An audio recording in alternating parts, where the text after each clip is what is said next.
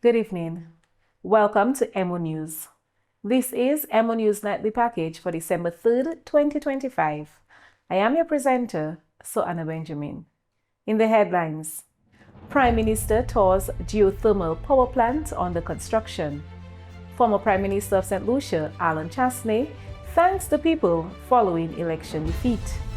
Technical team from CCCC begins assessments for Northern Road Improvement Project.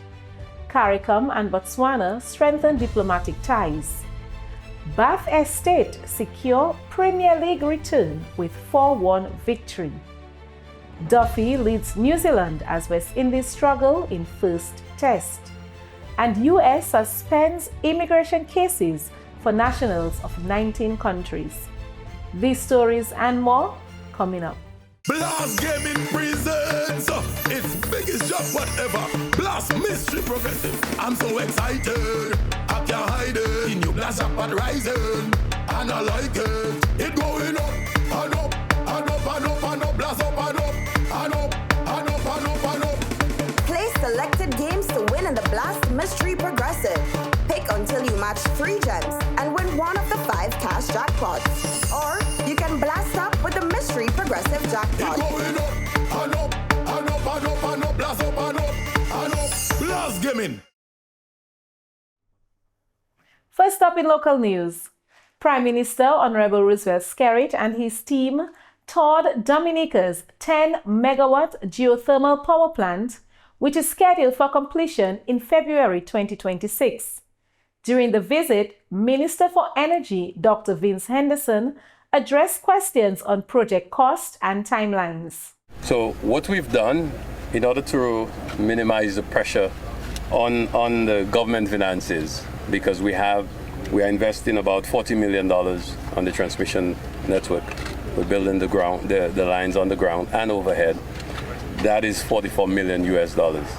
We are also, of course, the construction of the plant is taking place, which is being financed by ORMAT through their own equity and a loan from the Caribbean Development Bank from the Green Climate Fund. So effectively, this construction is not really costing the government. It is the transmission network that is what we're paying for. So let me also ask you, Mr. Minister, in reference to the public-private sector project, that is the transmission, and they are responsible for the plant. I think so far we have interfaced well, and Dominic has been a very reliable partner in helping to facilitate things. So far, I think all parties are playing their role, and this is why we are seeing a completion date that is pretty much what we signed up for. We are looking at the end of 2025, and we just moved 2 months into 2026, which is by the end of February. So that to me is good for such a complex project. You see the amount of parts that have to be put together, and it's not easy getting things out. You could see the parts and wonder how did they get here, because you have components that are about 60 feet long and about 20 tons. So to actually get this done, and the good news is that most of that, if not all, was done by local truckers, crane operators, bringing all of this equipment from the port onto the site, and a lot of local workers here getting this done. So it's been really a good exercise for us, and to prove that we can do difficult, complex things in Dominica. So I'm very happy. The Prime Minister also took the opportunity to thank all stakeholders involved in the project for their contributions. I'm very happy with the progress, and obviously we're on schedule for end of February transmission to Dominic, so that Dominic can get it onto to our individual homes and businesses.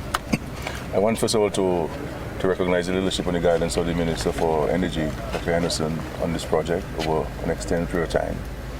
So we credit a lot of what has happened to his guidance and his consistency. And of course to the geothermal company of Dominica and all of the technical people there, led by Mr. Fred John, who has provided great leadership and technical skills and advice over an extended period of time as well. And of course to OMAT, who we have had a very good relationship with. You can see the professional work that they've done. So far they've been good partners, We look forward to working with them over the next 25 years or so during the operation of this plant. From a broader policy standpoint, we recognize that the greatest cost to citizens and businesses is energy.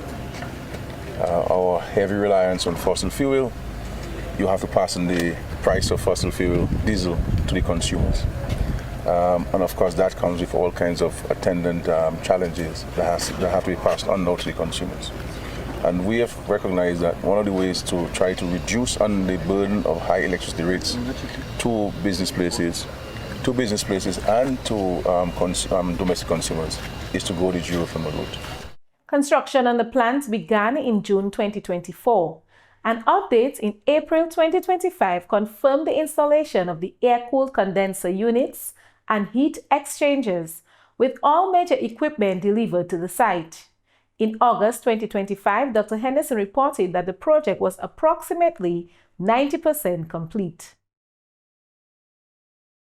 And the Electoral Office informs the public that confirmation services are now available through mobile kits for individuals who are homebound or otherwise unable to visit a confirmation center due to illness, disability, or other physical limitations. Members of the public are encouraged to contact the Electoral Office if you or someone you know requires assistance with confirmation but are unable to leave home. This will help make necessary scheduling arrangements. Individuals scheduled for a mobile confirmation visit are reminded to have a valid government-issued ID ready, such as a passport, social security card, or driver's license. Be also prepared to have your photograph taken, as this is required for the production of your voter ID card. At the inaugural call of the Valiant Lady on Monday, Miss Odile John-Baptiste, representing the CEO of Discover Dominica Authority, officially welcomed the crew and passengers to Dominica. In her remarks, John-Baptiste emphasized that every inaugural call represents trust, a clear signal of a cruise line's confidence that a destination can consistently deliver world-class experiences marked by professionalism, warmth, and care. She also highlighted key statistics for the current cruise season. In 2026, Dominica will unveil the world's longest detachable cable car, offering visitors an unforgettable journey through our rainforest to the second largest boiling lake in the world. Also in 2026, we will launch the world's first sperm whale reserve, a pioneering step in marine conservation that honors 250 resident sperm whales. In the north, construction continues on the state-of-the-art marina that will expand our yachting capacity, and our international airport is projected for completion in 2027. We're preparing to welcome the world with greater connectivity and ease of access. Looking ahead, John-Baptiste shared insights into initiatives planned for 2026, outlining how these developments will further demonstrate Dominica's commitment to sustainable progress, ensuring that tourism continues to enrich the lives of the people while preserving the natural environment that makes the island unique. And in more local news, on Monday, Prime Minister Honorable Roosevelt Skerrit met with a technical team from the China Communications Construction Company, CCCC, which is currently in Dominica to carry out assessments ahead of the commencement of the Northern Road Improvement Project. The major rehabilitation initiative funded by the government of the People's Republic of China will include the construction of new bridges and culverts, slope stabilization works, road widening, and the installation of retaining walls along the stretch from Portsmouth to Hatton Garden. The project is a direct result of a commitment made by President Xi Jinping during Prime Minister Skerrit's official visit to China last year. The Prime Minister, accompanied by China's ambassador to Dominica, joined CCCC officials in walking sections of the northern route as the team begins its initial on-site assessments for upcoming works. And in other news, Agricultural technicians from St. Kitts and Nevis, St. Lucia, St. Vincent and the Grenadines, the British Virgin Islands, Dominica, and Grenada are gathered in Dominica from December 1st to the 3rd for a regional capacity building workshop focused on enhancing white potato production and marketing across the Eastern Caribbean. The 3-day workshop, held at the St. Alphonsus Parish Hall, forms part of wider efforts to reduce the region's dependence on imported food while boosting local agricultural production and competitiveness. During the opening ceremony, Kian Stevenson, Director of Agriculture, delivered brief remarks. We shall embark on a 3-day learning session. 2 days here within the St. Alphonsus Goodwill Parish Hall and 1 day on the field, together with CARDI, FAO, the OECS Commission, WUS and ICA, as technicians, as farmers, sharing and learning together our experiences so that we can build our capacity and really see white potatoes as it is a staple crop in our diet, but a staple crop that is grown, produced, harvested by our farmers, that our farmers can get a piece of that $8 million going out, can stay within. Additional remarks were given from Renata Clark. We considered our invitation here to be quite important and support your development of your capacity in white potato production and marketing within the OECS and external. We extend even greater sincere thanks and appreciation to the government of Dominica for hosting this event and being a leader amongst the OECS in collaboration with the OECS Commission, development partners, and other agencies who fought hard to make this event possible. Having heard of white potato and seeing it as a main staple in your diet, as well as that of most persons in the Caribbean region, it is considered a commodity of economic importance. Recent trade data do suggest and concur that almost 8 tons of fresh potato is consumed annually within the Caribbean. Within the OECS, the ministers have come together and responded and indicated there is an urgent and important need to develop a viable, competitive white potato industry within your sub-region. With this in mind, and confirming it does connect to our regional priorities and initiatives, Dominica's long-standing experience with white potato production is considered a homegrown model which the other OECS countries can learn from and provides the foundation for development of an industry. And finally, on the local scene, heavy overnight rains in Dominica caused flooding near Douglas Charles Airport, which delayed travelers and created traffic congestion in the area. Here are some clips.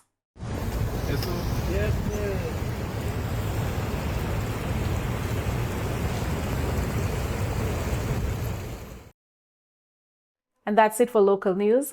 Stay tuned for the regional news. We're at the different phases in life. We move at a different pace. All we need is to be supported. Cause when the baby's coming, business needs revamping, the new job's starting, and you need an outfit. Let momentum hook you up. Momentum will hook you up. The wedding's planning, rent due dates coming. Momentum is your support financing. Let momentum hook you up. Momentum will hook you up.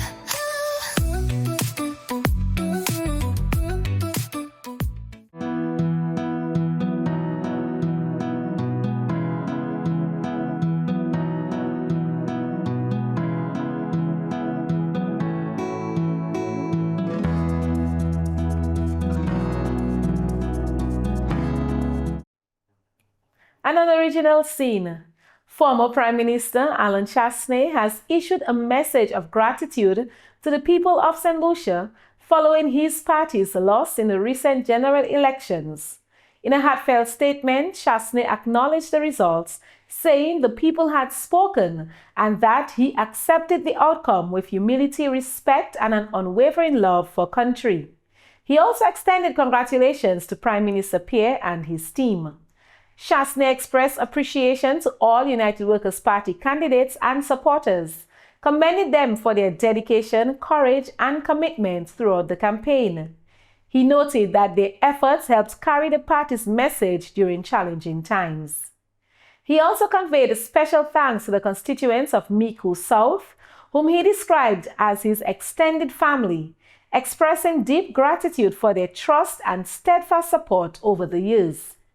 Chasney emphasized that while the UWP did not win the election, the journey toward building a better St. Lucia continues. He described this moment as a new chapter, one that calls for reflection, resilience, and a renewed commitment to shared values such as fairness, opportunity, unity, and dignity for all St. Lucians. We may not have won this election, but we have not lost our purpose, he said, pledging that the party will continue working and believing in the promise of the island. He closed by thanking the nation and offering blessings for St. Lucia. And in other regional news, CARICOM and the Republic of Botswana have deepened diplomatic relations with the accreditation of Botswana's new ambassador to CARICOM, Her Excellency Benicia Tumelu Chingapin, on November 27th in Georgetown, Guyana. CARICOM Secretary General Dr. Carla Barnett welcomed the envoy, noting that her appointment marks a new chapter in a growing partnership built through bilateral and multilateral cooperation. Dr. Barnett highlighted opportunities for expanded collaboration in areas such as energy security, renewable energy, climate change, environmental protection, financial services, tourism, and agribusiness.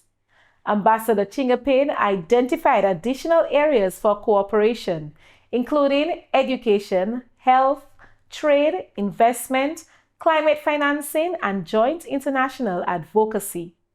The ambassador also commended CARICOM's leadership in addressing the crisis in Haiti and advancing regional integration. And that's all for regional news. We'll be right back with the international stories.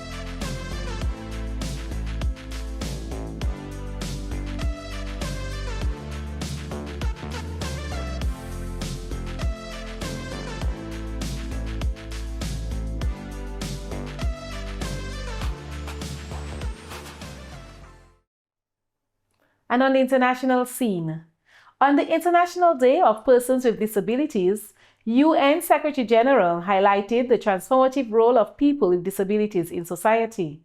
Through innovation, policy influence, and advocacy, they have strengthened disaster preparedness, expanded inclusive education and employment, and ensured humanitarian responses reach the most vulnerable. The Doha Political Declaration adopted at last month's World Summit for Social Development reaffirmed that sustainable development is impossible without their full inclusion. Despite their contributions, including innovations like text messaging and voice-activated technology, systematic barriers such as discrimination, poverty, and inaccessible services continue to limit participation for over 1 billion people worldwide. The Secretary General called on governments, organizations, and communities to work alongside persons with disabilities as equal partners, emphasizing that inclusion benefits everyone and builds more resilient, accessible societies. In more international news, the Trump administration has temporarily stopped all immigration applications from individuals in 19 countries, marking the latest move to limit illegal immigration following last week's shooting of 2 National Guard members in Washington, D.C. Internal instructions from U.S. Citizenship and Immigration Services, USCIS, directed staff on Monday to halt final decisions on all cases involving affected nationals under President Trump's June travel ban. The pause also applies to citizenship ceremonies for permanent residents from these countries who were set to be naturalized. USCIS described the suspension as a temporary measure while the administration develops updated vetting procedures.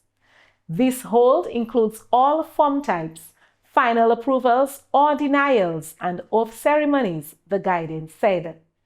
Trump's proclamation imposes near-total entry restrictions for Afghanistan, Myanmar, Chad, the Republic of Congo, Equatorial Guinea, Eritrea, Haiti, Iran, Libya, Somalia, Sudan, and Yemen, while partially limiting travel from Burundi, Cuba, Laos, Sierra Leone, Togo, Turkmenistan, and Venezuela.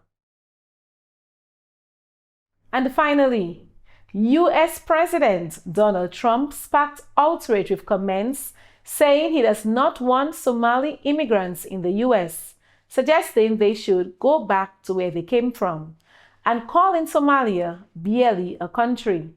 His remarks came amid reports that immigration authorities plan enforcement operations targeting undocumented Somalis in Minnesota's large Somali community. Minneapolis and St. Paul are home to roughly 80,000 people of Somali origin, most of whom are U.S. citizens. Local officials condemned the reported operation, warning it could violate due process. Somali Prime Minister Hassan Sheikh Mohammed dismissed Trump's comments, saying they should be ignored. Trump also criticized Congresswoman Ilhan Omar, the first Somali American elected to Congress, calling her incompetent, prompting a response from Omar saying his obsession is creepy. ICE confirmed it enforces immigration laws nationwide, but denied targeting based on race, while local leaders warned the operation could unfairly affect citizens. And that's the news for this evening. We'll be right back with sports.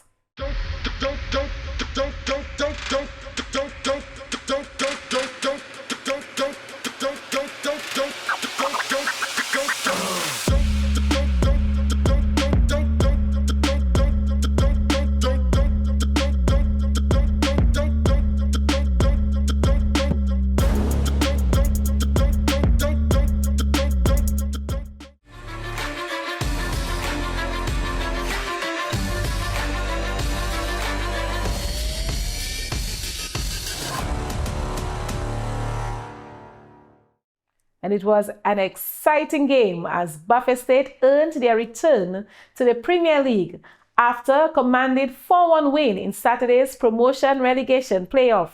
The result secures their place in the top flight for next season, while Courts Ready Cash Connect 767 East Central will move down to the First Division as the playoff determined the final Premier League spot.